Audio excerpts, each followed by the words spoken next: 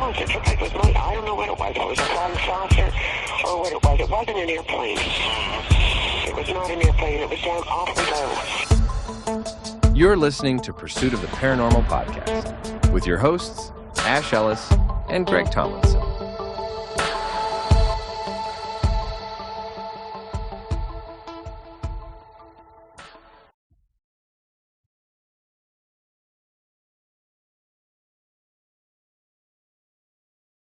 How are we doing?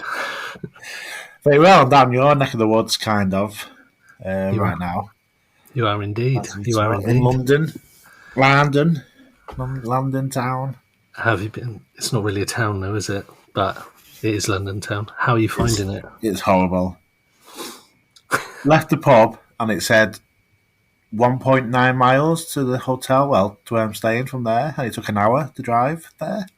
It's 2 miles. So, yeah, it's London. It's crazy busy. I'm glad to be out of here in a few days. Yeah, don't blame you. Don't blame you. Don't know how you lot do it. It's too busy. Busy. It's not like that around where I am.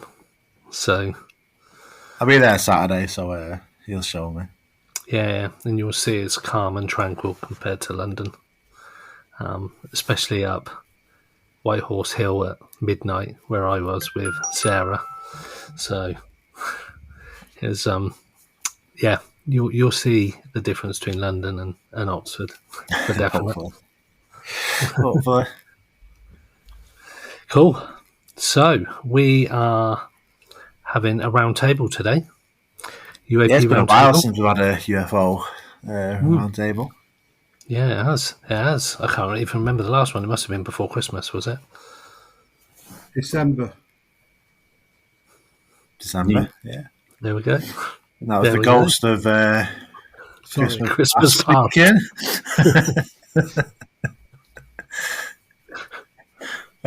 So that was, you probably recognise the voice if you listen to our previous episodes with Dave and previous roundtables with Dave Smethurst. Welcome back to the show, Dave. Yeah, how are you doing, lads? Sorry, I broke the fourth wall a bit there, didn't I? I do apologise. Yeah, good to be back. I remember listening to the December roundtable because I'd done something with you in November, going through where we were. And then you guys did it. I thought it was really good, the roundtable in December. So I think it's quite topical now to do it in March to see where we are. So I think it'd be quite interesting. Well, the December one was intended to be a paranormal roundtable. That's right. Sorry. Andy on. I think because all the drone stuff was happening, it kind of turned into a drone roundtable, effectively. But yeah, the guy from that episode is back with us as well, Chris from the Scottish Paranormal Podcast. Welcome back, Chris. Hi, folks. Hi, guys. Hope you're all well. Very well. Yeah, all good here. Well, I was very impressed with last time, Chris, when I heard you. So let's hope it's the same this time, shall we? Could you understand me? Oh, very much so. I usually get some grief on my own podcast. But I can't understand that guy at a Scottish Paranormal Podcast. Yeah. I need to learn to speak slower and clearer. Well, my enunciation isn't too good, old boy, so. Yeah, it's fine. It's all good. So I guess with this month's, like I say, it's sort of March, we're kind of quite away through the year. So we kind of recap kind of where we left off 2024 and the developments that we sort of had since then, I guess is the best way to approach this. Yeah. Should we kick off then? I've got a couple of things if you want. Oh, is that all right? And we can dive in. Is that okay? Yeah, sounds good. Yeah. Okay, so I think the title might be this epoch, this quarter, as it were, Publish and Be Damned, because everybody's sort of sick of nobody saying anything really. So the overarching theme is we haven't seen the progress we thought, but we would be seeing after Christmas. We're all expecting something to happen, and it sort of hasn't happened really. So we're not quite sure what's going to happen next. The other big thing, there's been a bigger focus on psionic sort of stuff, consciousness. Other themes have started to come out more, which is linked to the sort of experiencer side of things. But also that's come to the fore in a way. But the big story is that, like everything else, sort of Trump seems to have changed everything, really, because if you remember when I was on November, I was saying, because he was about expose the deep state, whether you believe that or not, one side byproduct of that would have been that he might have smashed the UFO secrecy sort of cabal, as it were. So we'll get onto that and what's happened there, but that's also going on. Just a little bit more, and I'll let you guys get a word in edgeways. So we saw drone activity in January, quite a big surge there again, which a lot of big figures in ufology were saying something big is coming. There was a few whistleblowers, some weird, some not so weird. Your mate Jeremy Corbell had a big hissy fit about the November hearings. You may or may not remember. We can talk about that if you want. A bit childish, in my opinion. We heard that an FBI had set up a working group, and as I say, there was big high hopes for Trump declassifying, and then a fella called Jake Barber come out, which we'll maybe talk about next. But anyway, that was where I sort of was. It was all expectation in January, and then Trump arrived. So I don't know what your guys' perceptions were. Well, I think. Well, sorry, I'll just jump in, guys. All right. I think obviously when you were hearing that there was something going to drop in January, I think that was the kind of Barber story. You know what I mean? When you had Ross Coulthart and there was some whistleblowers going to drop, and other people were saying that as well, and then the Barber story came out. You know what I mean? So there's loads to the Barber story to get into. With that, you know what I mean? And we can delve into that as we kind of go through it, and I think we'll probably come back and forth with that. You know what I mean? There's just loads to it. You know what I mean, in regards to what they're trying to do, basically trying to obviously get it to the forefront and stuff like that, apparently, you know what I mean, but it is going to be funded by venture capitalists as well, so they say. What's the name of the group that Jake Barber's got, the company? Skywatcher, that's it, yeah, Skywatcher. So, I mean, there's a lot in it. I mean, the thing that kind of caught me to start off with the kind of the Barber story and the Psionics. So obviously the Barber story came out, him being working in a crash retrieval team with a few other different people. Then the story came out about the Psionics, where people were basically either meditating or remote viewing and basically bringing craft in. And baiting craft along with other electronic devices that they've got, which probably Ross Coulthart called a dog whistle. There's a different name for them now. It's an electronic, some type of electronic asset they talked about. I mean, which it's a signal or whatever else, and it's supposed to be bringing UFOs in or whatever else is in. And then one of the kind of more recent things he was talking about as well, they've got a definition of a lot of different craft that they actually have visually seen and recorded, stuff from nuts and bolts craft to like orb type things to jellyfish creatures, loads of different stuff. I mean, and that's going to be in the up and coming shows that they're going to put out or up and coming releases and stuff like that. But going back to the start of the Barber story, one of the things that intrigued me quite a lot, the most, was obviously the psionic part of it. And there was one bit that was mentioned, I don't know if he's picked up on it or not. I spoke to Ash about this the other week there, and it was when he was doing the interview with Ross Coulthart. He went through the kind of all the basics of it and talked about the story getting out there, then talked about psionics, and then had the interview with Jesse Michaels, and he talked about in that basically about the whole kind of Michael Herrera story. The Michael Herrera story was when he kind of seen a link in there. The Michael Herrera was a whistleblower that came to Greer, basically seen that octagon-shaped craft in the forest or the jungle when they were on a humanitarian mission with the US Marines. And he said there was like a black ops group that basically were around this craft and they were putting boxes onto the craft. So Jake Barber had went to Greer when he heard that story, and basically, and they were trying to actually suss out people who were trying to whistleblow at that time. And then they said they knew what the boxes were, and the boxes were they were the ones that actually brought that thing about the boxes for actually for transporting humans, rather than, I think Herrera thought it was like drug smuggling or something like that.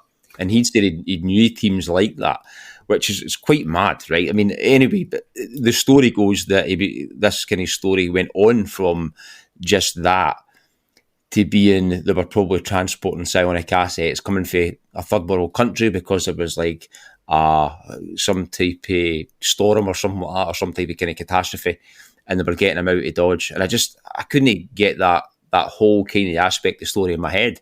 Why not just bust them out?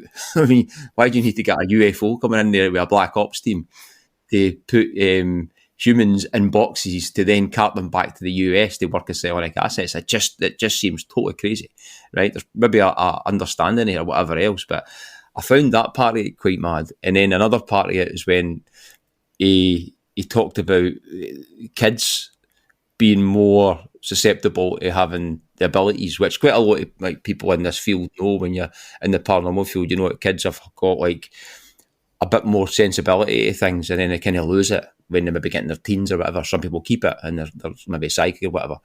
So there was that aspect to it, and he was saying that to do with kind of trauma and stuff like that as well. So Jesse Mike was not really pressed him on that enough, because there was like some kind of intimation that kids were involved in regards to potentially being tested on or looked at for all this type of kind of program, and it just opens up a good number of rabbit holes in my head. You know what I mean? But I'll let you guys kind of interject if you want.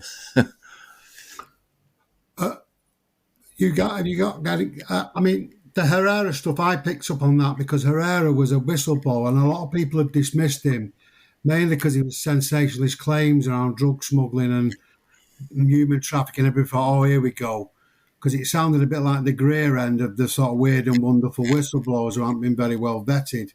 So while he sounded a bit credible, Herrera, he was a bit dismissed. But Jake Barber, as you were saying there, Chris, he sort of he gave him a lot of credibility, because he actually explained there were the boxes, but they were, and there was a bit about it, but there was actually human tech sort of with NHI stuff as well.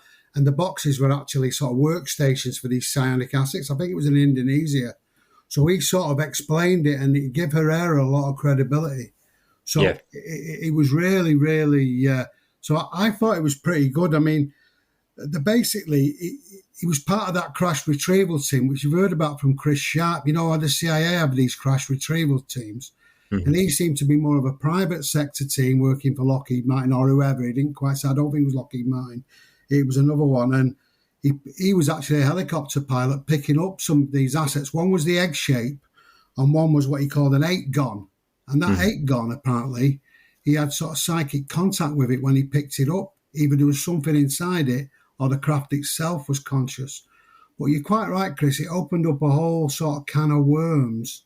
Oh, not can of worms, just about the psychic link. And it brought that to the fore, because a lot of it had been dismissed again because of the grey link with C5, you know, summoning things and all the rest of it. But he sort of brought in because he said there were actual teams assigned using Sonic Link, special forces teams, but would load these craft in, and according to him, they'd sort of shoot them down then, you know, with whatever the pulse weapons they've got, or whatever they've got, apparently a weapon that'll bring it down. He's not saying he's going to do that now. He was just alluding to the fact that there's loads of questions about, well, why would they do that? You'd think they'd fall for it once, but you wouldn't think they'd fall for it after that, would you? But so there was quite a lot of stuff come out, but what it did sort of go on about, there's the private sector involved. There were these crash teams. The US government were well involved in it, you know, and of course, this Sonic Link wasn't a peripheral thing anymore or a weird thing. It was actually quite central to it, which if you listen to the main narrative over the decades, we sort of have heard that, but it sounds so weird, it's tended to be dismissed. And again, clearly there's links to the sort of broader paranormal themes and consciousness themes. Again, so it really sort of kicked things off, but in a way nobody predicted, I think. That was the thing for me with Jake Barber. And there was a bit of glitz to it and a bit of it thinking, is it a bit weird, this? Is it too good to be true? Is it a bit too dreary? But equally, he seems to have quite a bit of credibility as well. It was odd, you know what I mean? It was good, but it was odd. And I think the jury's still out in some ways, but I think it's less so now. Gary Nolan seems to be on board. They're doing some stuff. They've released one video. They've released another one coming out on the 7th of April. So when's that? I think that's Monday, is it? Or sometime soon anyway. Or Tuesday. And that's going to be where apparently he's filmed 9 different shapes of craft. Gary Nolan's been on saying who's been working with, but he's verified it all, but he said he's seen the methodology is pretty good. He's got Matthew Pines, who's another talking head of the community, who's doing the methodology, is their spokesperson. So whatever he's doing seems to be adding to credibility. So, it's very interesting. Yeah, so I think, I think what Chris is saying there was really, really good. It's opened a lot of things up and taking us down a bit of a different route as well. I think as well when you look at the history of obviously psychic phenomena in the government, I mean, it's not as if it's a new thing. You know what I mean? You've had like Project Grill Flame and you've had Project Stargate, and I wouldn't believe they just ended. You know what I mean? Back in the day when you had like Joe McGonigal and loads of other people with remote viewing programs, and you go back and look at it as well when you had like Hal Puthoff and Russell Targ and stuff like that working in SRI in regards to the remote viewing program, and then you had other people who were basically working on the other side of it in the CIA. Like you had, what's the name again? Can't mind the guy's name. MK Ultra? No, not the MK Ultra side of it. I'm trying to think of the professor who knows Gary Nolan, and it's kind of like was his Kit Green. So yeah. Kit Green was at this roughly about the same time as Hal Puthoff. Hal Puthoff went into the private industry and he worked like SRI and stuff like that, although still subcontracted for the government and stuff. And Kit Green went the CIA route, and they were all into neurology and stuff like that. So Kit Green's connected to Gary Nolan, and he's supposed to be well into the whole topic in regard to like the whole conscious aspect to it, the neurological aspect to it, and right embedded in it.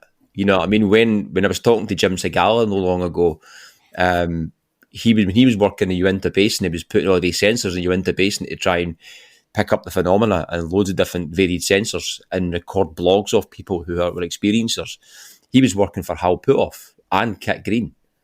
You know what I mean? So he's still involved in it. And then there was another guy, Skip Altwater, he was overseeing the SRI kind of project and stuff like that. There's a good documentary about him and Sean Ryan. He's quite an interesting guy as well, but he was the one that signed the checks off, basically. So there's a good history of that there. But what kind of caught me the most with it, because it wasn't just the whole kind of thing with the Psionics, because we've heard it before. We've heard it obviously with the CE5 with Greer, and it's in a lot of different things with paranormal phenomena, with people connecting to things and all that kind of stuff. So if you believe in this kind of phenomenon as a whole, it's not hard to make a jump to think that people are developing it and putting into some use to actually pull something in. But the whole kind of thing with the kids caught me, because I was kind of thinking, well, you've had claims in the past, and I'm not saying they're true, you've claims in the past of people getting tested on in regards to like the gifted program, which Jake Barber brought up, which is a program in America where like kids were like went through some crazy different tests and stuff like that, and it was like almost like they were looking for something.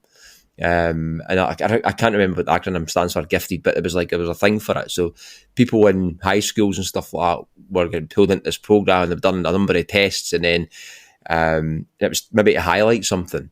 So that's one aspect to it. But then you had also things where people having claims where things like Camp Hero and the Montauk Project, and you had if it was true or not. But there's stories of people saying they had a number of tests put on them, and then there were they could describe inside like the houses and that. It was like Camp Hero, where the Montauk Project was supposed to reported that happened, and things like that. So you wonder if some of these stories are true in regards to like kids being involved or kids being tested, which I find interesting. You know what I mean? Just because it's like Danny Sheehan recently said as well in an interview. I actually tried to find it again just for this, and I couldn't find it. But it's in one of his recent interviews. He says one thing he did say, because Jake Barber brought it up, but never delved into it too much, and he wasn't pressed on it enough. And Danny Sheehan says it's a travesty when people find out about the kids that have been tested on to support this happening. Yeah, I mean, that's really interesting because, I mean, you've basically got two strands there, haven't you, stretching back over time. You've got the thing about intelligence gathering and using, and it's in that loose threads as well. They use the remote views and all the rest of it to get intelligence on the craft because they didn't want to talk to them directly, you know, the NHI. Then you've got the thing about flying the things as well. And there's that link. So there's the two strands there about actively trying to use the tech and also trying to find out about the tech through other means. And also the baiting theme come out in that loose threads. And that was from the 60s and 70s and John Alexander and all the rest of it. And on the young kids thing, that's in Secret Machines as well. That thing about the kids being tested. There's a biography, I can't remember the guy's name, that's going to come out about, you know, they're all vying for the book rights of doing these young and gifted, I can't remember. Gifted and something it's called, the program, I can't remember myself. But that's really interesting, that, Chris, that those two. So it's always been a prize thing bubbling under the surface of the UFO topic. And it's often said in some of them that without the psi element, if you're not thinking about consciousness, you don't really understand the nature of the phenomenon. And so it's a very interesting connection. It's very. So I've just been, while you've been talking about all of that, and like the other day, I googled the term psionics just to see what it meant, because obviously it's got a meaning somewhere, and it's taken from like the 50s and 60s science fiction type era about telekinesis, telepathy, and all that kind of stuff. And then you just mentioned about CE5, and then you mentioned about the kids being tested on, or using kids as testing subjects. And we spoke to somebody not long ago, and her sort of story and experience now at the time was completely out there. Yeah.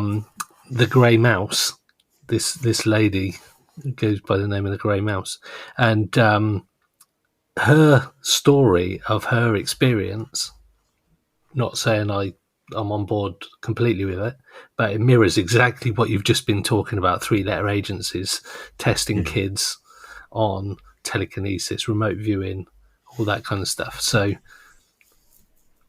I'm just thinking, was what she was saying entirely made up? Nope. Some of it, if you've listened to the episode, is quite a crazy listen, but then some of it is exactly what you've just been describing. And that whole link between UFOs and the paranormal is something that we've discussed over the last few years, but it's really mad that it all seems to now become sort of into the media and a bit more public, and people are talking about it, and it just seems insane to me. When you look at the thing to do with like the kids' involvement here, right? If for example, if that was a thing where they found out that kids were more susceptible to either contacting or having psychic abilities and whatever, right? Let's say that was the case, right? We're just surmising that, but we're not just surmising that because Jake Barber brought it up. It's been Danny Sheehan seems to know something about it as well, and there's a lot of other kind of stuff, right? So, and there's like stuff threaded through the history we just spoke about. There's other stuff though. I mean, it opened up so much rabbit holes for me, and I delved down it a wee bit. I mean, and I haven't had in the past anyway. And there was another thing. So there was the MK Ultra thing, right? See, when the MK Ultra thing, there was a lot of stuff to do with that as well in regards to they were in. It ties into even stuff as well, with potentially ties into stuff. It's funny, at the same time with the Kai Dickens podcast came out on the telepathy tapes in regards to the autistic kids and that having psychic abilities and be able to actually be telepathic. And it was like they were doing tests and they were 100% telepathic. There's going to be, it's really, if you've not listened to the podcast, a really good podcast, came out around about the same time. And it's all about like autistic kids having psychic abilities. It was interesting as well because Gary Nolan had mentioned something about something about the autistic kids a good while ago, about obviously like the brain, to do with something to do with the brain when obviously they're doing some scans and stuff like that. But he was just, I think he just used it as like maybe an analogy or something. But it was interesting he used that as an analogy. But when Kai Dickens, it was a documentary maker, and there was this professor at, I think it was at Stanford or Harvard or whatever, and they were doing this study in these kids who basically were 100% telepathic. There were loads of them, and it was almost like they could basically leave their body and go to this place and communicate, a place called the Hill. They called it the Hill. But they could also, they'd done loads of tests where they'd be in one room and somebody be in another, and they would ask them like a question, an equation or a sum, and then they'd be able to get it. And there was like, they'd done loads of different tests so they could understand that it wasn't getting, it wasn't a con or anything, it wasn't a scam, or they weren't seeing anything. So it was done that much. Even when you look at the remote viewing program with that, I mean, that wasn't 100% accurate. I mean, the accuracy of the remote viewing program is somewhere between like 60 to 80%. But when you look at, even if it was up to 80%, but that's what it's going to say they got to. But when you look at that Kai Dickens thing, when you went through like all the different stories, and I think they're going to make a visual documentary.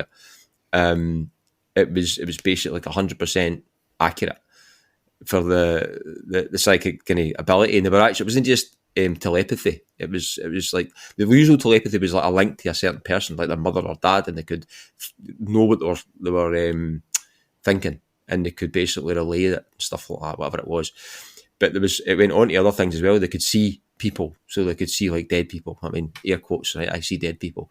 But it was like they could see that as well, or they could see entities and other stuff. So it was like all that linkage in there. So that was one aspect to that. But it was interesting, I found, that when the CIA were doing MK Ultra, there was a lot of suspicion at the time of them doing tests elsewhere, not just what they were doing with MK Ultra, but you actually kind of seen there was stuff where it purported they were in psychiatric hospitals and stuff like that, and they were in even like the Haight-Ashbury clinic, with things to do with like Charlie Manson and all that kind of stuff as well. There was like loads of stuff linked to that, and even up to 2015, there was people suggesting there was like actually some things happening like internationally as well. And in Scotland, there was in Scotland, it was brought up in Holyrood in one of the inquiry, in like a child abuse inquiry at one of the places. Somebody brought it up, and they actually said there was like some potential involvement with the MK Ultra and CIA. The interesting thing was one of the founders of the whole kind of MK Ultra kind of thing. It was a Scottish guy, a Scottish professor. I mean, it basically he worked there and ended up working in Canada. Anyway, I know that's a bit of a tangent, right? But I was kind of thinking back, how did they find these kids, or how were they looking for these kids? And there was another kind of rabbit hole I kind of found as well. Sorry if I'm hogging this wee bit, but I'll just kind of get the story out and let you know, right? So there's another thing called the Finders, if you know what the Finders are. So the Finders was supposed to be like a cult type group, right? And they were gone through maybe 60s, 70s, or 70s, 80s, 90s and beyond or whatever, right? But the Finders, 1987, there was like about 4 or 5 dishevelled kids at a kind of play park. And there was basically a couple of gentlemen with them with suits on, and a few people phoned the police. And then, so what it was, these guys had these kids. The kids were like basically a bit dirty. They were like had like insect bites in them, stuff like that. There's one they looked at a bit unkempt, but the guys had suits and that on. So they ended up at these guys were transporting the kids to like some special school in Mexico. So the police pulled them in. They actually found they were part of this cult called the Finders. And the Finders were started, basically, to go back, so they went back and they raided some places that were attached to it. And they found a lot of different kind of paraphernalia. There was paraphernalia in regards to stuff like the occult nature, ritualistic stuff, seen videos of like ritualistic stuff, like them slaughtering goats and stuff like that, wearing white and everything. And they just said it was to do with anatomy and stuff like that, right? But the interesting thing with the Finders is they were supposed to be international. Right, the guy that started them was a guy called Marion Petty, and he was basically was a master sergeant in the Air Force. You can't find a lot on the guy, but it had links to the intelligence agencies. And the Finders at that time. So you're talking about the 80s. They had like the first type of emails that you could send out, and that they had that. You know what I mean? So they basically were contacting other different kind of groups to basically shut stuff down. And when another place got raided with the customs agents, they found like mind control stuff. They found stuff on basically a lot of how to evade police, how to traffic and all that kind of stuff. Loads and loads of stuff. And it all got covered up and shut down. And then they were purported to have links to the CIA, and then internationally. And this guy was like supposed to have had a lot of links to intelligence agencies. And when you look at, there's actually, you can go in now, there's volumes on this on the FBI files. Like you can go in and look at them. There's like volumes in the Finder. So when you read the documents, it's telling them they're definitely linked to like the CIA or something like that as well. And what their message was, like the cult they were supposed to be in, they weren't a cult. They said they were actually, it was like they were a kind of society that was based on a different way of living, futurism and technology. Futurism and technology, that's what we're involved in.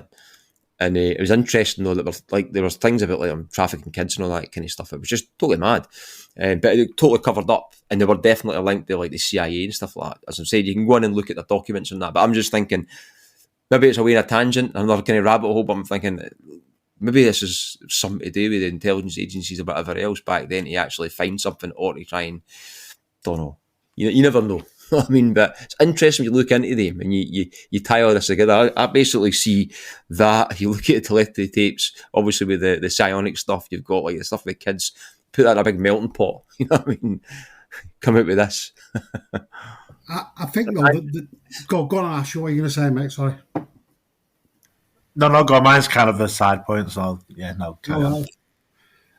Well, I mean, I was just going to say the big thing, I mean, the big link, I mean, some of these things, I heard that woman you had on and I thought, it was that crazy, I thought, I can't be doing with this. But I kept listening because I knew from other stuff, some things I knew about that I had heard, and other things were just really weird, and they had 20 and back. And it seemed to me a mixture of sort of fantasy stuff I'd heard and actual some other stuff. And like some of the things you were talking about there, Chris, you can hear echoes of Q stuff and really weird stuff, but also stuff you do know, and you wonder how much is sort of mixed together. But the bottom line is, I remember you and Greg talking about 3-4 years ago about why is UAP and how does it compare to the paranormal? And essentially, a lot of the paranormal things are like rhetorical points. You can't really get much further than what is a ghost, what's life after death, you know, and a few other things. What is consciousness? They end up being, they're almost rabbit holes by definition. However, this Kai Dixon stuff and all the rest of it, it's starting to show that reality may be a bit different, because if consciousness isn't just in your mind, it's not a chemical thing. It may exist on its own and you can project it. And a lot of all these other and maybe you can then manipulate reality, and maybe the science that these NHA stuff is based on, and some of the other paranormal stuff or whatever it is, are just manifestations of a broader sort of reality and manipulation that we don't see. And maybe that's what's coming out, because I think one of the things about this Psionics thing with Jake Barber and some of the stuff that's coming out is there's more connections now coming forward, and that everybody in the UAP field has picked up on that Kai Dickens thing because of that consciousness link and what it implies in terms of the nature of reality and all the rest of it. And while you obviously get, you know, the CIA's linked to everything, but it is, nonetheless, you do wonder what the kernel of truth, because they obviously are pursuing these things. They're obviously identifying some of the skills these kids have got. So it's very hard to know where reality ends and fantasy begins and where people are embroidering. But nonetheless, I can see the broader paranormal field, some of those tendrils coming out and linking up a little bit more. So, yeah, I think it's all very, and that's why that Psionics, I think, has touched a nerve and went in the direction we weren't quite expecting to go. So very, very interesting. We can move it on a little bit after that if you want. But anyway, go on. What does anybody else think?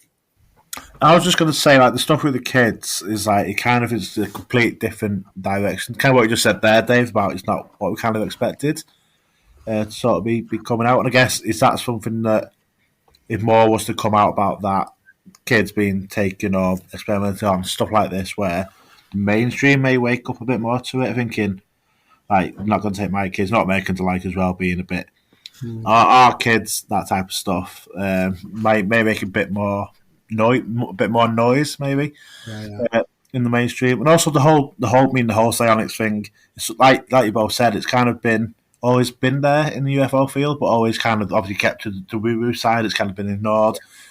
Stephen Gray kind of outcast, I guess, for quite a while now with what he's been doing. It's kind of come up, and even the word psionics.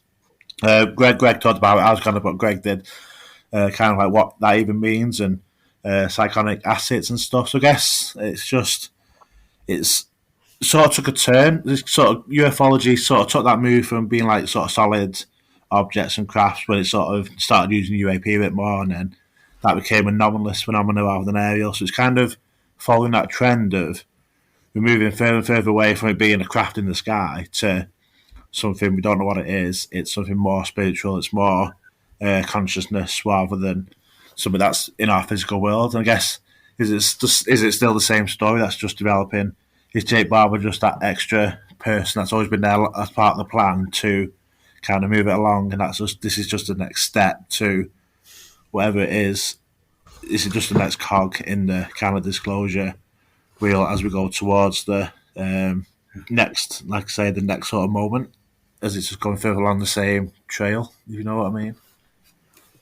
And yeah, so just on the back of that as well, when you were talking about C5, Chris, and I know me and Ash have done some C5 stuff and all that kind of almost like calling out,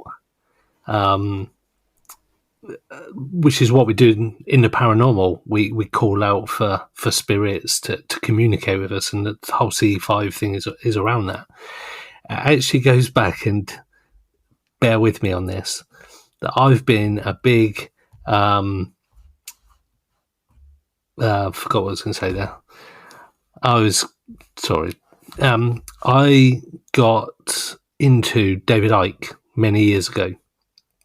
Bear with me on this. He's very much around the consciousness of reptilians, which is obviously not what we're talking about here, but around the whole C5 and connecting. He actually had a Zulu shaman back in the early days of his studies called Credo Mutua, and he used to summon UFOs, and he was getting lots of flack about that they would just go out and essentially summon UFOs. And now here we are, like 25, 30 years later, and it's mainstream media talking about the fact that these kids are being used for psychic ability testing, the telepathy, that documentary around the kids with the telepathy, and also C5 and calling out all of the UFOs and summoning them. So I just wonder if some of the stuff that he was saying, as batshit crazy as some of it is, and it definitely is, some of his stuff is definitely on the now, ahead of his time. And he was cut off from the mainstream because of those sort of views. So it's just interesting that it all sort of has come around full circle, and we're talking about stuff that maybe 10, 15 years ago we'd have been shut out of the mainstream for this. So it's weird that they start to push this sort of paranormal aspect of UAPs now, which is great, obviously, and it's something that we've all been talking about. But it's just very interesting to see how the fringe stuff has now become mainstream. It's a bit like the bloke who you might not like the person who buys you the pint, but the pint you get's all right. In that, so you might not like Icke's analysis or some of the people and some of the things they do say, but some of the kernel of what they're saying and what's happened and what they report may well be relevant. That's just to your point in a different way, I suppose, Greggy. I've noticed that as well, and you've got to try and separate the sort of person, because a lot of the issues with Icke is where he takes it and where he goes, and but I recognise stuff listening to him, but I thought, I've heard that elsewhere. And a lot of these people, and that shaman stuff, again, with Barbara, it don't quite sound so weird. Mm-hmm. But yeah, I think that's the sort of, that you're right, it is coming, it's just where it fits and how useful it is. I think the other thing with this is where you cut it off and go forward, because where do you go down the rabbit hole to, where it becomes a bit useless, or at what point do you jump off and go to the next thing that takes you forward? That's the other tricky navigating point, I think. If we're on the UAP front, anyway, I realise if we're going broader, there might be broader things. But yeah, very, very good. Sorry, would you guys want to come in there? Because I was we can move on to some of the other UAP stuff just in terms of where we are as well. But I think it's pretty interesting this as we're going. I was just going to add, in regards to just what you said there about the reptilian stuff, because I know obviously David Icke had talked a bit about that in the past, and it wasn't really, obviously the film, he says don't mention the reptilians. But more than quite recently, after like 2017, John Ramirez done quite an interesting presentation. John Ramirez was like career long life CIA guy, quite high up, and experiencer. And he done you can get it online, basically done a presentation on quite a lot of different TV, like the different departments and the symbolism, some of the signs in the departments and that. And there's quite a lot of reptilian type symbolism and quite a lot of different like US kind of badges and all that kind of stuff. And he's talking about all that kind of stuff. But one of the things that stuck in my mind, reptilian wise and stuff like that, present day stuff, and he was spoken to by Lou Elizondo and stuff like that, but it wasn't put in identified when he had that on. It was Terry Lovelace. So Terry Lovelace, if you read his first book and his second book, he never added it in the first book because he thought it was too out there to put in, and he just didn't think people would have, like, obviously the story in itself anyway is out there to people who aren't into the topic. But what he said in the second book, where that he didn't add in the first one, was the kind of hybrid being that he'd been in communication with over the years since he was young, had basically said to him that they basically were on the moon and stuff like that, and they were there with their hosts, right? As in, like, and they said that if he pressed too much about what he was doing, that his government would probably have something to do about it, as in, like, maybe do away with him or something like that. But she also said that there was a reptilian race, that lived on Earth and inside the moon, and it was all to do with taking humans, a certain amount of humans and animals and stuff like that. And he never added it in the first book, so I thought it just was like too crazy. And one of the questions I asked him when I spoke to him, I didn't relay that part of it, because I think he found it quite uncomfortable to maybe talk about. And I just said to him, I said, when you spoke to that entity, do you think they lied to you? And he said, he goes, no, I don't think so. He said, I'd be quite aggrieved if she had, because I had this kind of connection with them and stuff like that. So I kind of found that an interesting in regards to, like, present day kind of mention to the reptilians again. And then just a wee touch on, for a kind of stop talking about this, but the thing with the kids and thing as well, it's been interesting as well, because there's been stories through time. I'm not talking about a large span of time, but stories through time of people whose parents were in the military as well, and they purported that basically said, oh, we were maybe in some kind of program when we were younger and stuff like that, or brought to somewhere younger, or tested when we were younger. And it's interesting as well. You go back and you watch the X-Files. And that happened in the X-Files quite a lot, like with people who were in the State Department and that. And it's really interesting telling you go back and watch the X-Files again with some of the stuff through that, you know what I mean, compared to what you maybe found out now, if it is true and all that kind of stuff. So totally interesting side. That's what I was alluding to earlier with that Bowen Secret Machines with Tom DeLonge and that biography that's coming out. That's a common thing, but these kids are taken out and young and they trained up because of their sort of abilities, and that is a common thing. Another interesting thing on the reptilians is a thing by Chris Ramsey on Area 52, very good YouTube thing, the Laerta Chronicles, which he's talking to apparently a reptilian subterranean race, bit of a cryptoterrestrial thing about what they've been. So there's a lot of that about, and I think, as John Ramirez himself said, what is it? Hold it lightly, so you can take it on board and put it into your sort of smorgasbord, as it were, without having to go the whole 9 yards, because I've heard some of the reptilians that was quite interesting, and some of it people are clearly gone off well, in my view, they've gone off the deep end, but you shouldn't dismiss it. You know, there's quite a bit. And coming back to where we were talking about with the consciousness, remember, Greg, when we were talking about cryptoterrestrials some time ago, I mentioned slide 9, which they mentioned about what the NHI were doing. Yeah. And they had this ability to sort of walk through walls, to use psychic ability to control people, to manipulate matter, reality. All the things we've just been talking about there was attributed to the phenomena. And so, again, you've got that connection in quite a nuts and bolts way that was being said to the Joint Chiefs of Staff by, Chris Mellon back in 2018-19.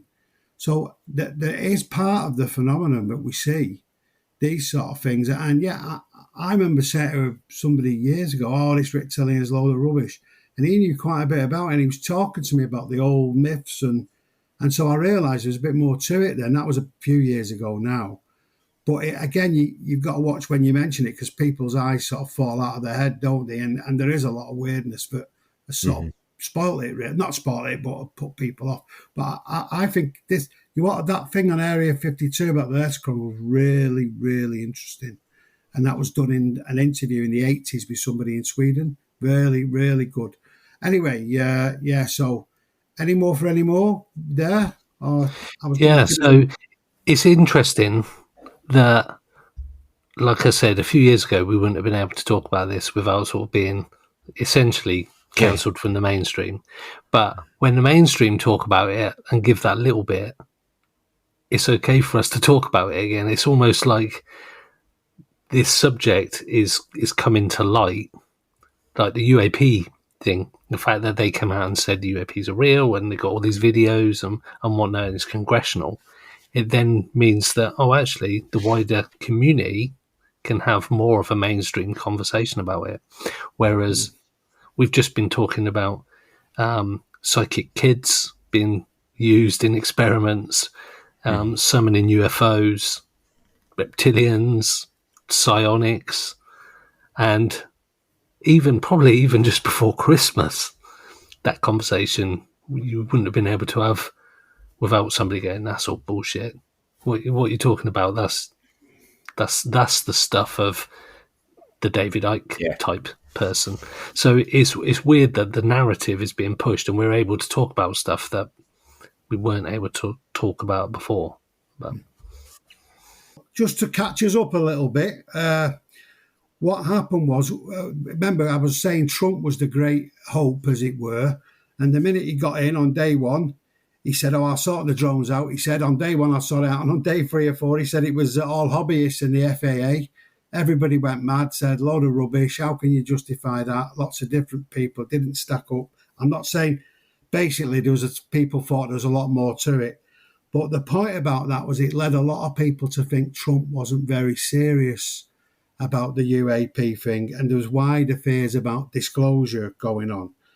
I think people weren't sure whether Trump had sort of cooled on the UAP, but there was no sort of presidential order declassifying UAP as well. And they had a lot of high hopes around all the different people who he brought into the regime, and it didn't seem to happen. So that sort of signaled that maybe the Trump regime was going elsewhere.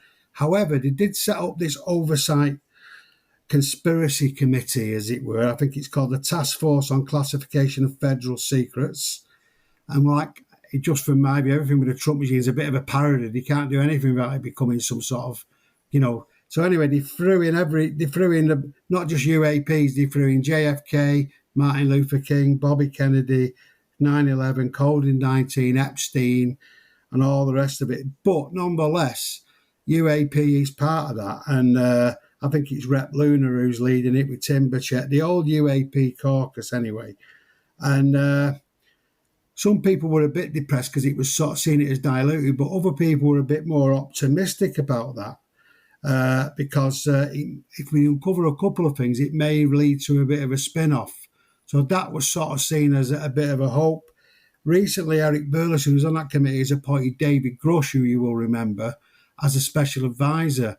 Now, he knows what questions to ask, because the frustration to them, they didn't know what questions to ask.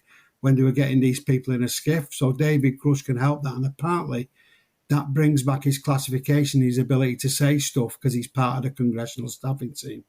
So that's really interesting. And apparently Leo Alexander, Chris Mellon, Arrow and Crush themselves will be in a skiff, a secret compartmented intelligence facility, where they all go in. It's sort of secret. You can talk about classified stuff. So that's interesting. So that's something that may yield fruit. But as I say, in typical Trump regime fashion, it seems to have been sort of popularized. I don't know what the word is. It's diluted. But I think the other thing about Trump for me is talking to a lot of people who would know, not that I know loads, but I knew a few people. People were absolutely convinced when Trump got in something was going to happen. People who would know. And so people were getting ready, thinking, right, this is going to happen now. There was a lot of open talk going on. Hal Puthoff was on this on NASA, and I think it was the National Science Foundation podcast. People from DARPA and NASA talking about some of the recovered tech and some of these scientific principles. The idea, as I say, the deep state, Trump was going to throw open the deep state. Lou Alexander was coming as a UFO czar. Rubio was put in charge of the National Archives, which is key to, the UFO secrecy. Tulsi Gabbard, she was mentioned it in a hearing, an approval hearing for the Director of National Intelligence. Tim Gallaudet, the Admiral, was called in to talk to the White House. But it seems progress has sort of stalled. And what I was saying earlier, people are wondering if the Trump regime's backed off because the IC have said, hey, you do know all those drones are all exotic tech and UAPs, so you better keep quiet because you ain't going to be making much great again if it seems like you can't control the skies. So he's just gone, right, we'll leave that. Maybe you got the tech bros who want to make money on it, so he's, and he likes a bit of money, doesn't he? Or whether everything's just a bit too busy and chaotic. So there could sort of be that, really. And the other question with the Trump regime, because of the way they go, are they actually capable, because of this alternative facts thing, of doing a sort of forensic investigation of what comes out of it or taking it elsewhere? Because it made the irony, maybe the only regime that's crazy enough to break this open is the only one that isn't capable of properly analysing it. Do you see what I mean? So there's all that going on. And that's why I'm saying there was massive hope after Christmas, but with the Trump regime, it sort of put a spanner in the works and it hasn't gone as people say. And I just want to go on to one more thing, and I promise I'll shut up then. Because we're now seeing quite a lot of soul searching in the community. Some are saying the strategies now is we should go back to the big whistleblower thing to blow it open. If they're not going to blow things open, let's wheel a few whistleblowers out and go down the congressional route and just keep chipping away. But we've got another prong, because I think there's a two-pronged strategy, the Jake Barber route, and people are going for the DIY disclosure effectively, like Jake Barber, we can do it ourselves, we'll get the proof. So there's that side of it now. Then you've got other people, community figures, who seem to be getting very disenchanted with it now and saying, I'm sick of all this disclosure, nothing's going to happen, we've got to make it happen. And also, I think, because of that, some areas of the mainstream community, we've just been talking about this, didn't really want to get into, and now coming to the fore, more abduction stuff, more remote viewing, more stuff is actually coming to the fore what was previously. And as I say, I think that's a bigger, like we were talking about earlier, that's a bigger bridge to the paranormal. And I wonder, is that good? Are we losing focus? But I also think there's a life cycle of people who come into it in 2017. Are they getting is that cycle of 10 years or 8 years finishing people off now and they're getting a bit sick of it? Do they need yet more revelations? Because we're not seeing more, we're just seeing a splurge of revelations, but nobody's taking it seriously. And so there's that. Sol's still at it. Danny Shane's talking a lot about stuff. He mentioned the reptilians as well, funnily enough. There's also the fears about, as I say, the tech bros. So I think where we are is the community, and I've done a bit of a whistle-stop tour there, seems a little bit becalmed, and they're waiting for what's going to happen. It's a bit rudderless. There's a few best of times, worst of times, things are happening, but we're not quite sure what's going to happen next.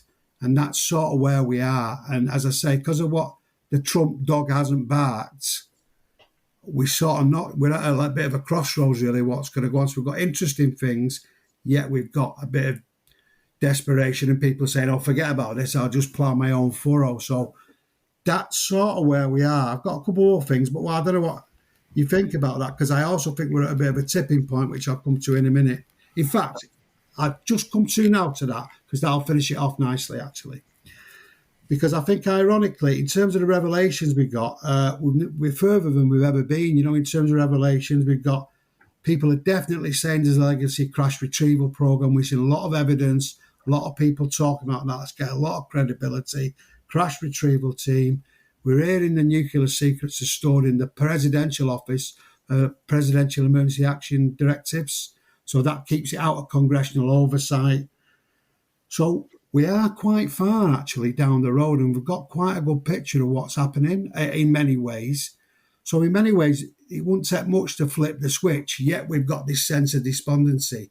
So that's sort of, we're teetering on the edge, and it just depends whether we'll just fall off the edge or we'll go somewhere useful. So sorry, I've stopped now. I mean, the Trump thing's a bit weird, because it's kind of like all the stuff that's been going on and all the bad that's coming out.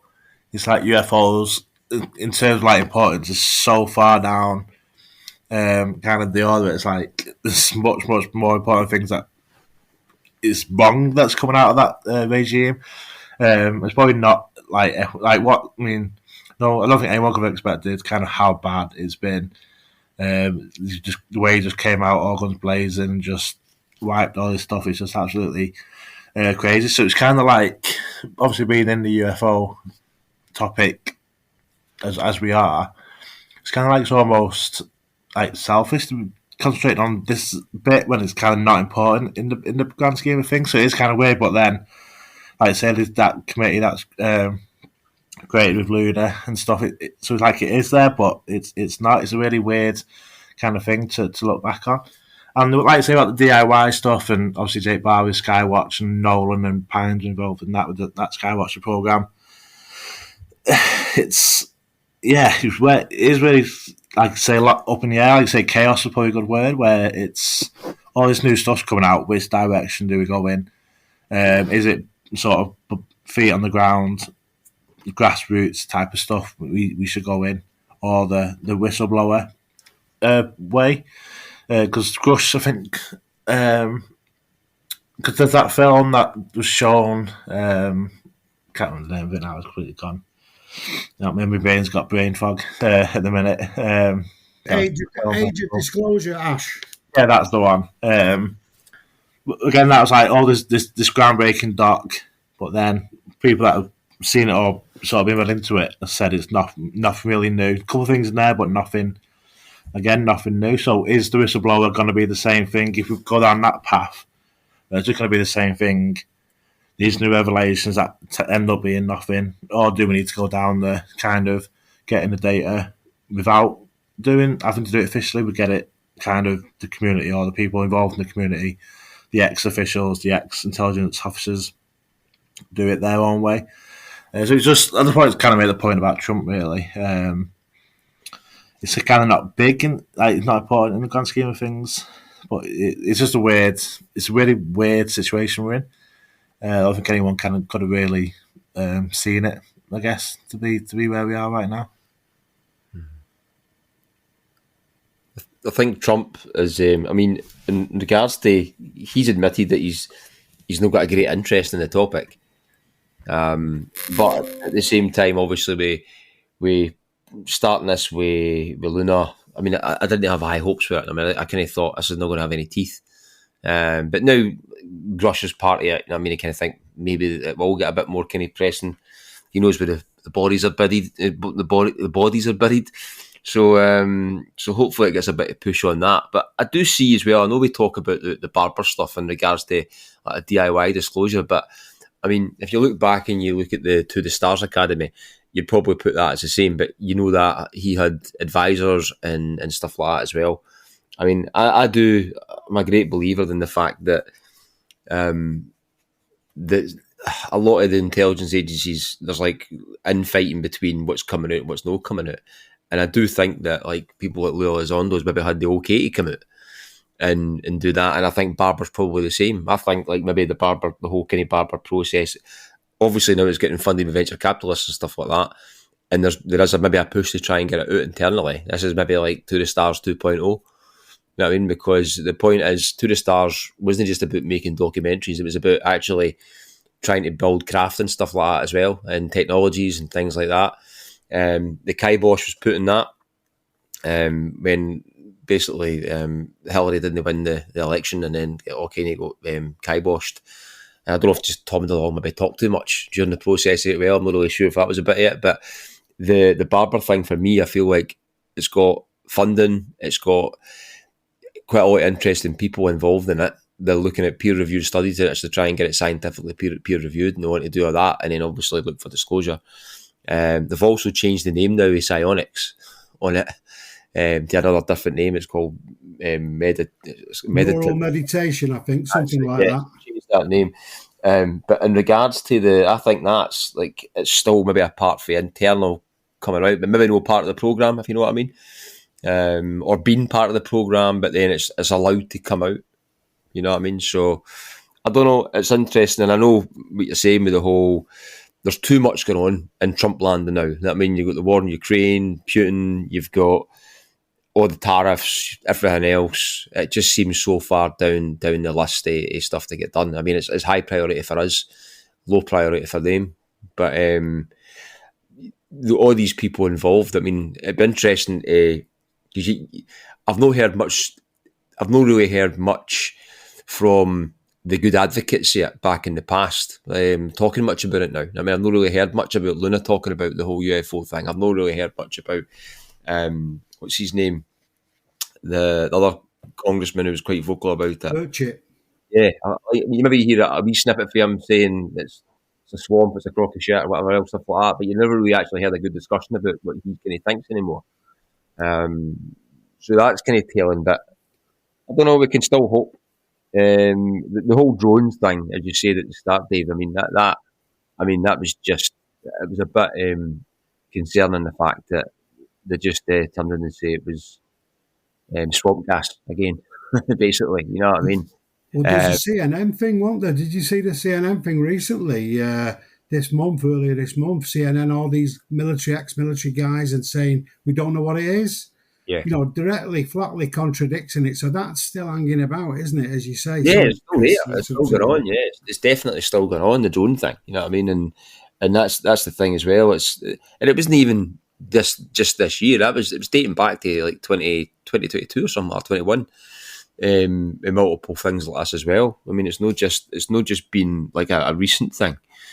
And then interesting thing as well, and amongst that, which we kind of didn't touch on, was the guy who, what's his name again? The special forces guy that blew up the Tesla truck outside one of the Trump hotels.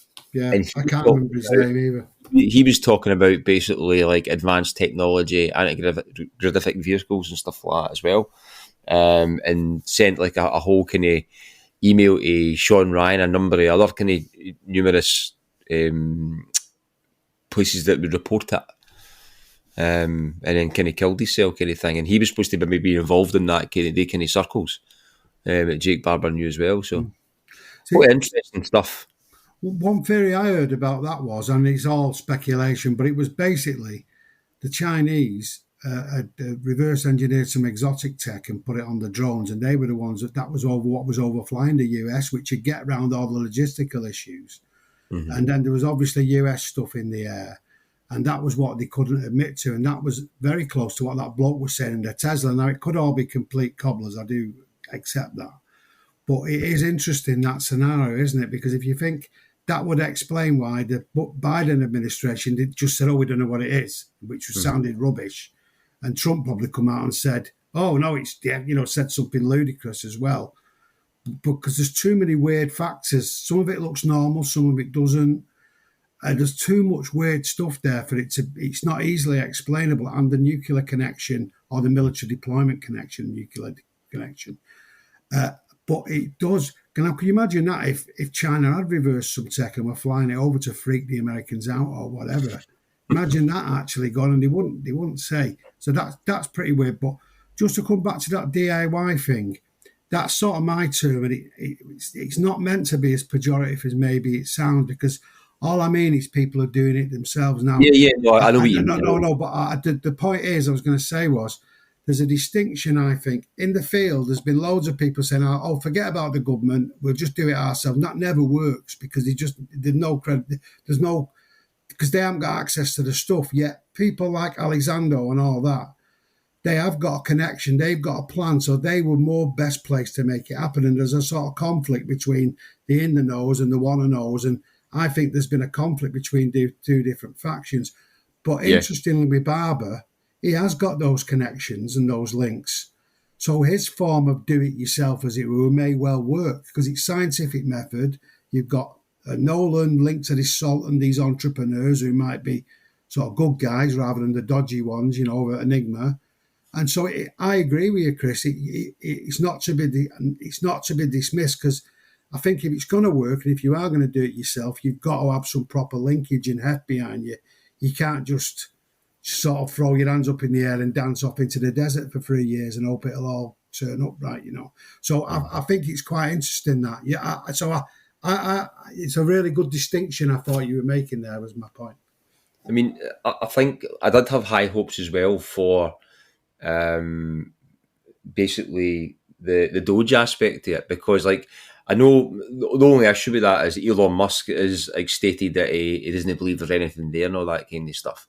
Which I don't believe, but what I did think that with the way that the administration was going to start off when they came into power, but obviously with the Doge and looking for waste and all that, the Pentagons failed an audit for forever, basically. So I kind of thought that would have been a good bit for them to get their teeth into, and then maybe open up some of the kind of Pandora's boxes, what's kind of in there, you know what I mean? But he's kind of stated that he doesn't really believe it. So, I mean, that's kind of been poo-pooed for that. But I just kind of thought that was probably a better angle into to try and break into it, rather than like Luna, for example, go the money trail, rather than go down try to chap doors Area 51 or whatever else. You know what I mean? But you're right. I mean, I said that in November on the guy's show there. And I thought it's the only conspiracy if it's probably real. That's what, if you want to prove the deep state, the UAPs is the way to prove it. But in fact, he's got rid of all the Inspector General who would find it out. And they're not that Doge. It's a political thing in my view. It isn't. They're not going for the deep state in the way they said. So I don't think they're interested in that. But I thought the same thing, and that's been the thing. It's not been what they said. It's something else. And I must admit, Ash, I'm watching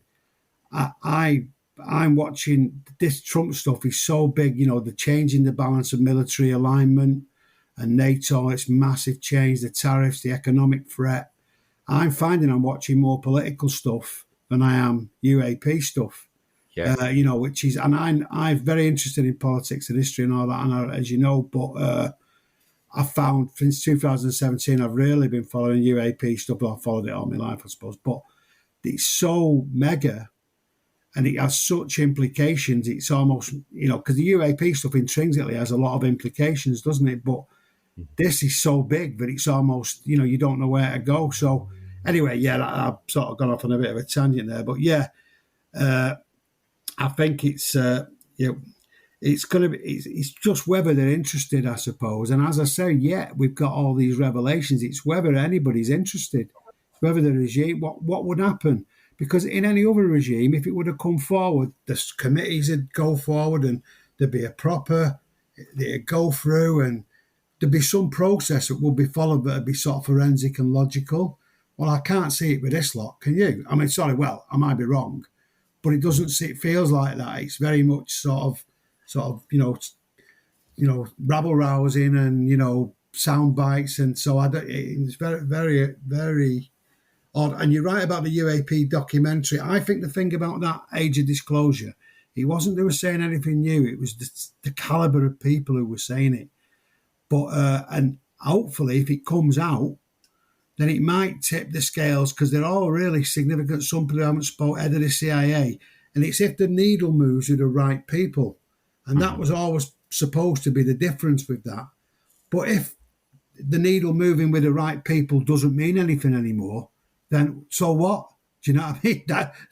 That's to come to your point, and I do think that really all this NDA and documentaries, I don't know whether it's proved itself time and time again. It's not a good platform to get stuff out, because the NDA stop people talking, and by the time the story's out, it's sort of old news, or and so I wonder if the Dave Grush route and how he came out is the better way to do it. Not putting story in these documentaries maybe isn't that important. There's a final thing I was going to get into after people have come back on that, about Harold Malgrim and the CIA and the Kennedy stuff, and that may be a good place to finish off about what's come out there, if we've got time, or what we like. Yeah? Have you got anything else, though, before I start? Because I've realised I've talked quite a bit there. I was just going to say, in terms of the the DIY, or the kind of do it themselves with the sort of whistleblowers and stuff, it just needs to be better than videos of eggs. That's like, for me, it's like, we're here again.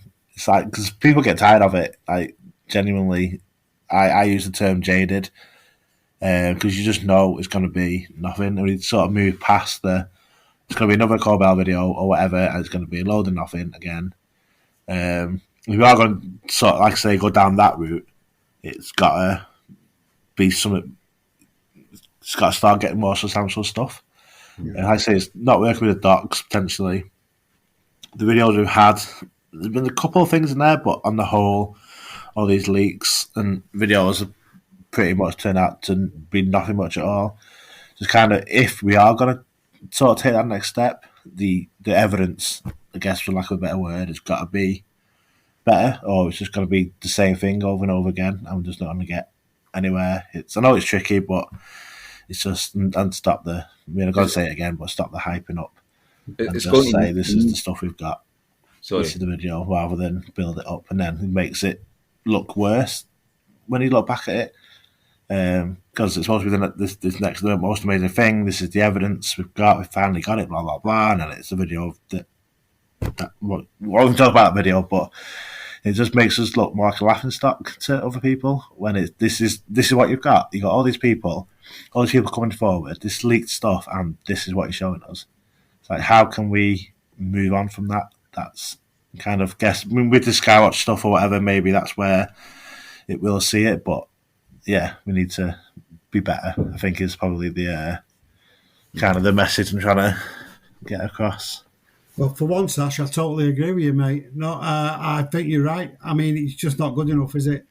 While I get, there was no proof. He couldn't actually physically prove that that was an NHI craft he picked up. He didn't know, because he didn't see what happened to it.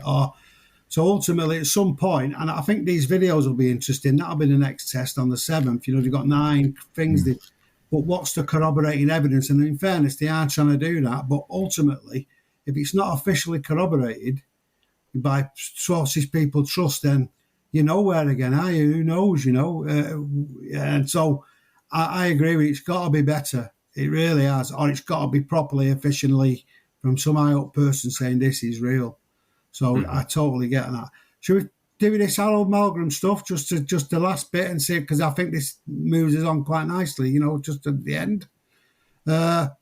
Basically, I hope I'm saying his Malgrim. He was an advisor. He was important behind the scenes figure in the Cuban Missiles crisis, advised a number of presidents. Notably in the 60s, he stopped one of the generals whose name escapes me. I've been trying to remember his name all day. But anyway, he was like in Dr. Strangelove, a Nukem All-Sir sort of general. He apparently stopped them launching calmed them all down in the Cuban Missile Crisis. But he basically, sadly, he died on February the 13th this year, but he made revelations about a high-ranking CIA official, I think it was a fellow called Richard Bissell, and he was tied to skunkworks and told them that the USA were in possession of non-human craft and all about the legacy program, so he told him that. And he also told the tale, which is about Kennedy. Partly when they did, I think it was called Bluegill Prime, they did this high-altitude nuclear blast and a UFO come fizzing out of it. You know, they downed it because that was monitoring the nuclear test they were doing. That was in 1962. Anyway, what happened then was Kennedy was told about it, and him and Johnson, the vice president at the time, flew to Los Alamos and were briefed on the UAP thing. Kennedy knew about the UAP thing definitely then. And shortly afterwards, because they were so worried about what had nearly come to the brink of war, you know, with the Cuban Missile Crisis, he reached out to Khrushchev about getting rid of nuclear weapons and doing joint space operations and sharing info on all the UAP. And apparently that was a bit of a link. There's a potential link, but not all of it, if you listen to Danny Sheehan, to his assassination, potentially. So there's a bit of a link there. But also, that Harold Milgram, just before he died, because he was connected to all of this, he started talking about massive post-war cover-up, been going on for years, artifacts kept at Wright-Patterson, talking about MJ-12 being a real thing. This guy is mega, mega credible, totally different order. And so with this person, and it's bad news that he died, and more bad news for him, I'm sure, but it's bad news.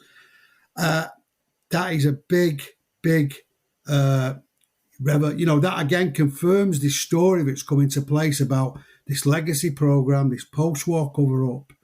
We've got possession of the craft. He also hinted, and as Barb did, about us maybe having reverse engineered some of the craft as well. And that comes back to the other revelations in the November hearings. You know, what is it, Immaculate Constellation? That was coming out of that. So he sort of confirmed this picture that he's emerging of this secret legacy program, but he's still fighting hard to keep secret. So I think, and he started to come out because he detected just before Trump, funnily enough, because he died, I think, in February, that the government were moving slowly towards disclosure now. They'd made that sort of decision because of the revelations. Now, maybe that's all stopped with Trump. I think he may well have done, you know. But that was very significant that somebody of his gravitas come out and confirmed all those things. Again, I'm not saying it's 100%, but he's of a different order in terms of him saying that, and he had no reason to say it. So that was a nice little bookend to where we got to that person coming out. It's been recently been talked about you know, the footage of this and he's done apparently an interview that he recorded just before he died with Jesse Michaels that hasn't been shown yet. I'd be interested to see what he says on that. So yeah, it's a very interesting. It's sort of water everywhere, but not a drop to drink. Or maybe I don't know. You've got a lot of water, but there's no, you haven't got a boat to sail in, I suppose, because with the conditions, the political conditions. Anyway, yeah, there you go. So I don't know what you guys think about that as a sort of possibly the direction we're going in, but so near yet so far type of thing. Chris, do you want to add kind of what was spoken about? What Dave was talking about? I know what you mean. It's still so near so far. I mean, I don't know how much hope I've got for it in the future. I mean, I didn't follow the CIA documents when they came out. Been moving house and everything else, so as one thing I didn't get back into. But I have read about the whole connections with JFK and knowing this in the past, and then obviously that detonation that was DARPA that did that as well, wasn't it? Was that DARPA that did that detonation and stuff like that? Aye. So yeah, it was Los Alamos, and the other one it's called Linda. It starts with an L. There's Los Alamos Labs, and the other one Lawrence Livermore. They were the two who were recording the explosion, and like you say, it was DARPA. Who I think were the ones who initiated it. I only know because I listened to it recently. That's why I know. So I'm not just remembered that out of nowhere. I would listen to it recently. So yeah, but it was just that thought of it been going back, and so I think, and I was thinking Nora was coming on tonight. I was thinking we have got quite a good picture now from Grush and a few other people. It's quite a consistent picture coming out, and we know it's probably been hidden through this, because these presidential things, these PEDs, they're for national disasters and cataclysms, as I say, so they kept secret. That's why they're secret and they're under the presidents, because it's what happens if a meteor's about to hit or nuclear wars declare. It's by its nature, you don't want people to panic. So that's how they've sort of kept it secret there, out of congressional oversight. So we've got that picture. We've got a lot of people talking, yet it just doesn't seem to be. We can't seem to find the thing that's going to push it over the edge. And as I say, disinterest now is actually what's maybe Wolf Waters, because they're off with the fairies now, aren't they? Really, the Trump regime, they're off on some whole different war dance or whatever dance they're doing. I don't think it's got UAP anywhere near it, to be honest with you. Particularly if, as we think, you can't very well make America great again if he can't even control his own skies, So very interesting. It's interesting to see, like, in regards to like who the gatekeepers actually are. I know obviously like Cheney was rumoured and stuff like that, right? But who they are and why they're keeping it secret. And then I know obviously there's money attached to that because you've got like defence contractors and things like that involved in it as well. But they seem to be. I mean, when you go back to the DIA thing when they were trying to get the craft of Lockheed Martin, they seem to be kind of willing to actually pass it on, and the Air Force can put the kibosh on it. But then it's just. But then you look at the stuff to the Stars Academy back in the day, and they had advisors like McCaslin and stuff like that were advisors to Tom DeLonge. So that was like part of the Air Force like trying to push this out. So it's like you look at all these different facets who are potentially trying to support or push it out. You've got obviously when Lou Elizondo and stuff like that, they were trying to do something to get it pushed out as well. And you're thinking, who is the actual gatekeepers of this? Is there maybe just multiples and they don't know? There's nobody in charge yet. I mean, that's been rumoured as well, that there's nobody actually in total charge of this programme. There's two different. I don't believe there's nobody. I don't think it's a big ubiquitous. I'm just putting that out as a package. What I mean is, I don't think it's either some clever conspiracy where it's all contrived this and it's some kabuki play. I don't think it's that. I think it's these factions fighting, but I do think there's definitely some iron control there that's being exercised deep in the security system. But what we don't know, Grush had mentioned they've been in contact with the NHI. We don't know what's going on behind the scenes. We also don't know if there's anything, the rumours of impending things, that we don't know the full trip story. And we don't know whether this faction is trying to push at this because they think there's something that should be discussed and people don't want it discussed. And it could be just as simple as power and people trying to cover up the misdeeds, but it could be something else as well. And so I think the whole dimension of what is the role of the NHI, if any, is the sort of big question, isn't it? And we don't know. I find it interesting because a few times where there was obviously you had the whole aspect of the generals in the past saying didn't touch this subject because it's evil and stuff like that, or it's demons and it's this and it's that. And sometimes I think, is that just through because they're evangelistic, or is it actually because they know something, right?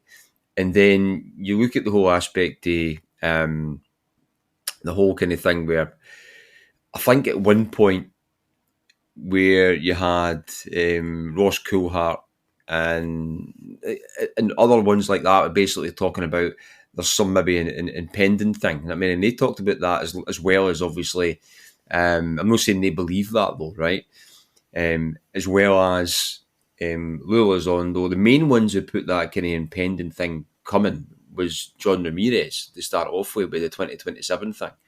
I mean, he's basically leading one other podcast that there's like something coming here in 2027. And then you've got like the Chris Bledsoe thing, end of 2026, end of 2026, 27. He said there's like some event, and then Lou Elizondo's been asked about it. This intrigues me quite a lot, and I think about it a lot. And he's been asked a number of times about if he knows about an event, and he said, well, he knows of an event. It's no Apophis, but it's not his place to say what it is.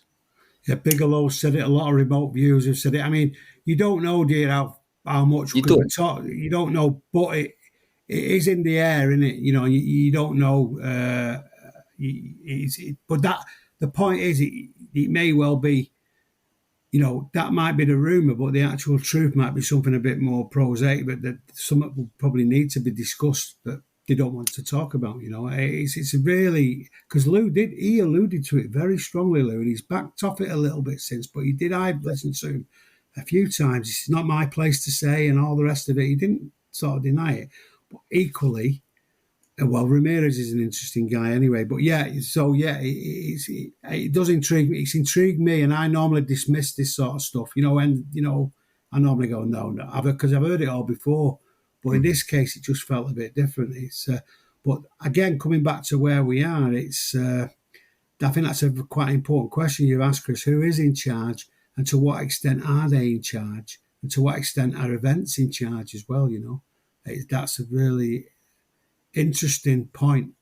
And to what extent is Trump thinking, I don't want to touch this with a barge pole, it's all too much, or whether he just doesn't care, And maybe we might be seeing, I've often described it like a boxing match between the forces of disclosure and non-disclosure.